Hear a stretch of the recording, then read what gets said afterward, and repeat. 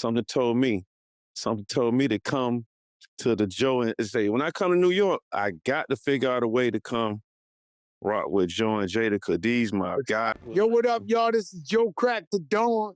This is your boy Jada. You know what it is, the Joe and Jada Show. Every show legendary, every show iconic.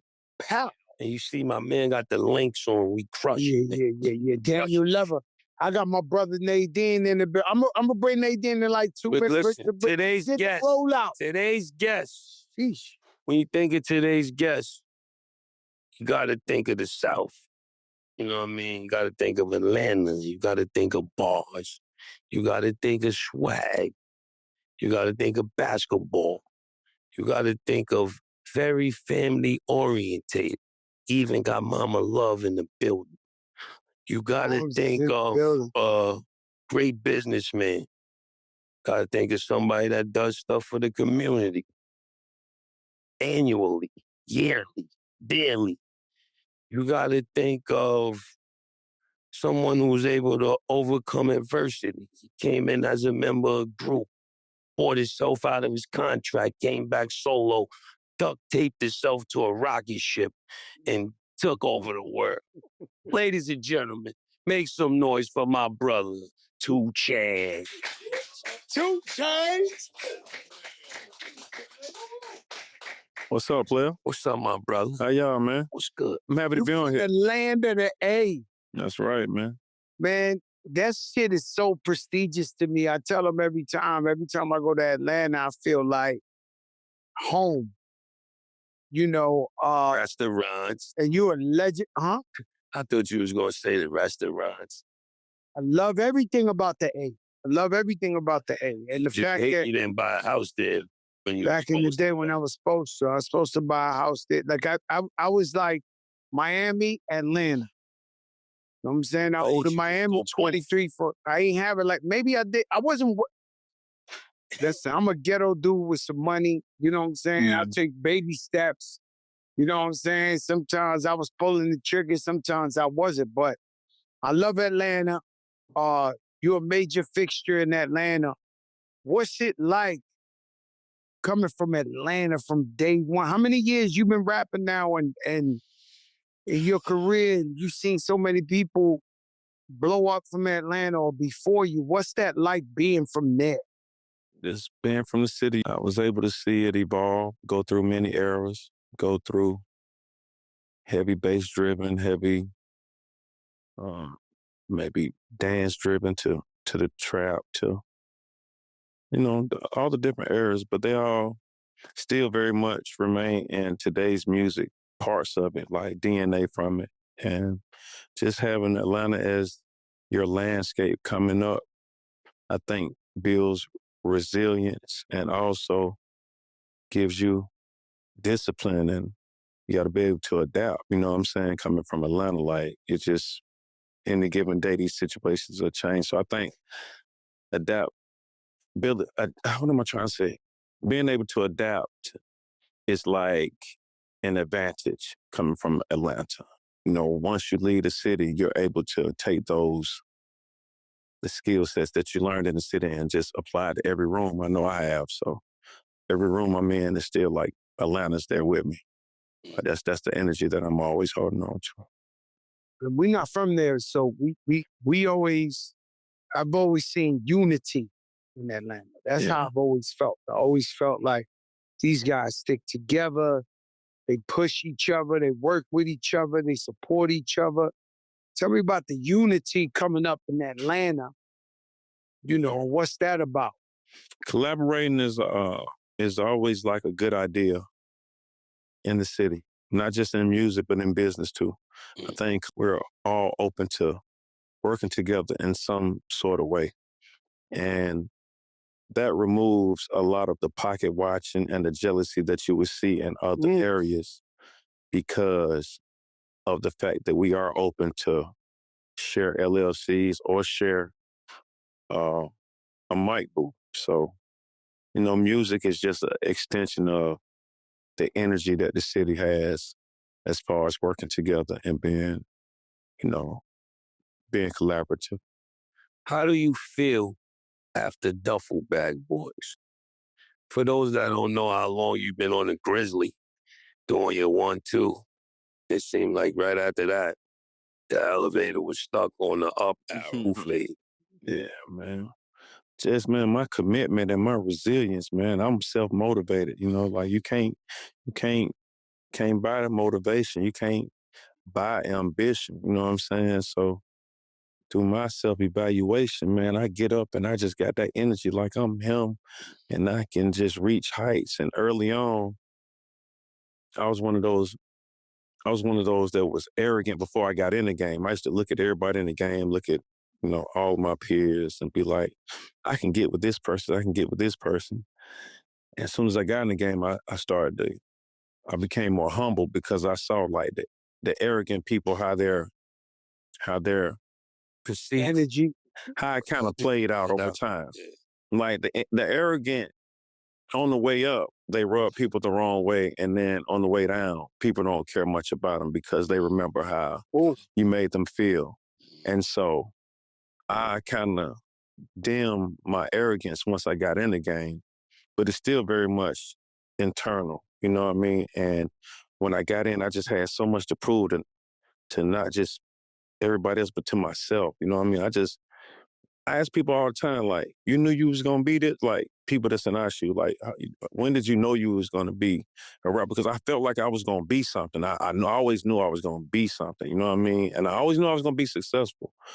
And that's kind of like what some of my book is indicating. Like, I got this like inner monologue. I got this divine guidance that like navigate.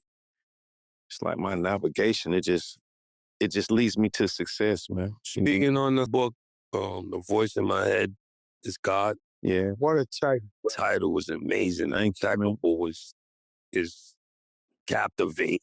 Could you hear God? Well, that's what I'm trying to tell you. If you ever said something told me, you know, since something told me to call my mans up here to get this, whatever. Something told me to. This guy wasn't good. Something told me or something. Something told me a million times. That's it. It's dumb. That something is it. I did it. I'm the guinea pig for this.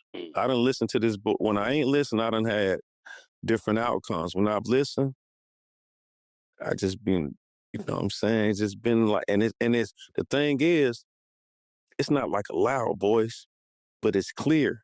It's telling you, man, Joe, stay your ass in the house. It's saying, hey, kids, man, don't even answer the phone or make sure you answer the phone. You know what I'm saying? You missed that call.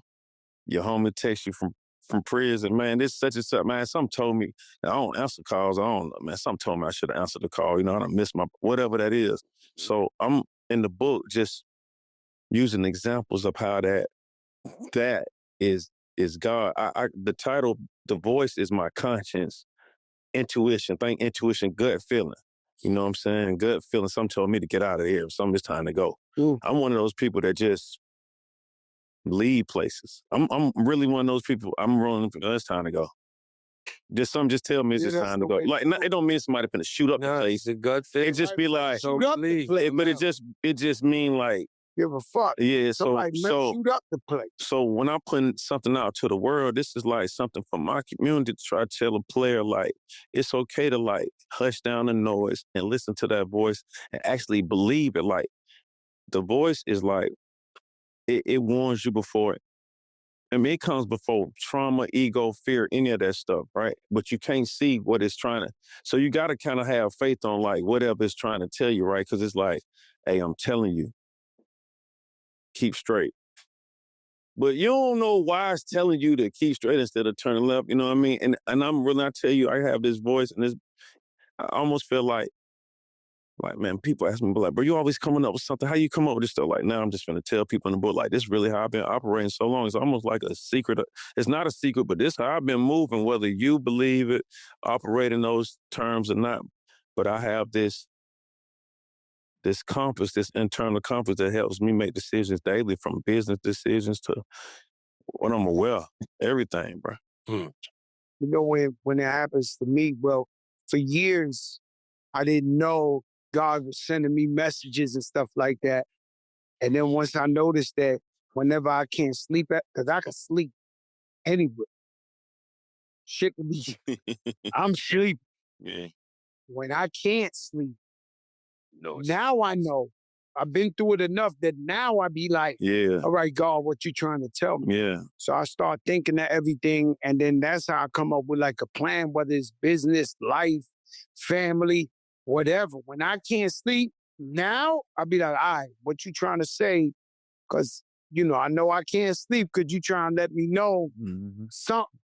And then you're going over with yourself internally. You know what I'm saying? And I think that's just the message I'm trying to put out. Like, you have to have experience. You have to go through life to know, like, this means something. You have to not sleep for so many nights before you realize, like, this is God trying to speak to me. So that's what this book, you have to, I couldn't have wrote this book when I was 20, 30. You have to live long enough. You know what I mean? Yeah. Let me ask one more question.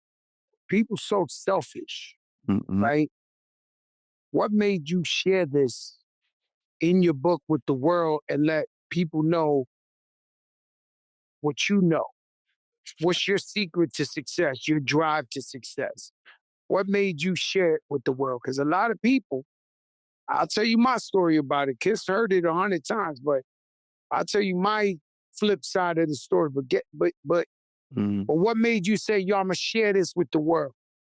I think legacy, leaving something behind, some type of literature that's not just an autobiography or anything like that. Like something real that has substance, something that shows growth and evolution, something that speaks to an audience outside of hip hop as well. When you speak about intuition, this ain't just about no bars or about what after party to show up to. This is bigger than that. So when I talk about intuition, I talk about it like it's like a sixth sense. It's a real superpower for me. Like, so I'm not going back and forth with something that's inside of me. They telling you this whole time, boy, God is in you. God is, the blessings coming from within. You done got all these hints. That's what I'm hearing here. What I'm hearing here is, it's the God in me. Yeah. That record, It's the God. It's the God in me. That's what I keep hearing. Yeah. Mary, yeah. It's the God. Man, yeah, it's crazy. Yeah. I was reading some excerpts from the book, and I seen you say in 2012 All-Star, you already felt like him before you got in the gym. But once you got in there, the love was in abundance. And you went to your seat, which was a little couple 20 rows up. And you're like, screw that, man. I'm going to work my way down courtside. And just got more love for Mary and people like that. So I understand that intuition, that confidence. So you said one day I'm going to get there, or you just went down? No, he had tickets. I was up the game. But you wasn't Explain it, courtside. I explain sat it. next to you, You and know, I like rolled before- 2 or 3 or 4. Me and you. I done squeezed between. I done all type of stuff before. This is really what happened. Funny dude. Yo, your son, mama, is a funny Listen, dude. bro. I went to All Star. He's a funny dude. I did something. Hung out with him at All Star. The Listen. things he be saying in there. Yeah, listen, I went to the All Star one year, and one of my homies disrespected a young lady that worked for the something. That's all you need. Yes, and you know what I mean. So that trickled down to me. So what connection I used to have was almost like I had to start figuring things out on my own. But I really love the game. I really love basketball so much that I go and just figure it out. So this is one time I went. I'm up. And you just know you ain't even supposed to be up here. Like I know, like it ain't like I'm being ambitious. I either done sold some weed to some of these rappers, I actually done verses and songs with them. Boy, I done just got up. Security be, let me get you. I tell everybody, if you act like you're supposed to be there, them folks, hey man, you get to looking at them folks like they trying you, they disrespecting you, asking for some, credential or lamb. Boy, I get to walking and do what you do. You don't be looking them all in the eyes and face. You just, you know what I'm saying? Because, see, this is my other take. Anytime you ride and you see 12, you look 12 right in the eyes. You're finished. You about to get whipped over, man. Well, if you don't look at him, they'll pull you over too. No, They no, like, no. If you don't, when you're not a criminal, you don't care about the police, bro. You don't care. Only people that's criminal. We the only one do all kind of old little shit that they try. I'm telling you, right up on. I'm telling you, man. Motherfuckers look in the mirror and all that shit. That's why you don't supposed to listen, man. You supposed to not even stun them, man. So that's how I am with knowing I'm supposed to be somewhere. I'm just turning business. But yeah, those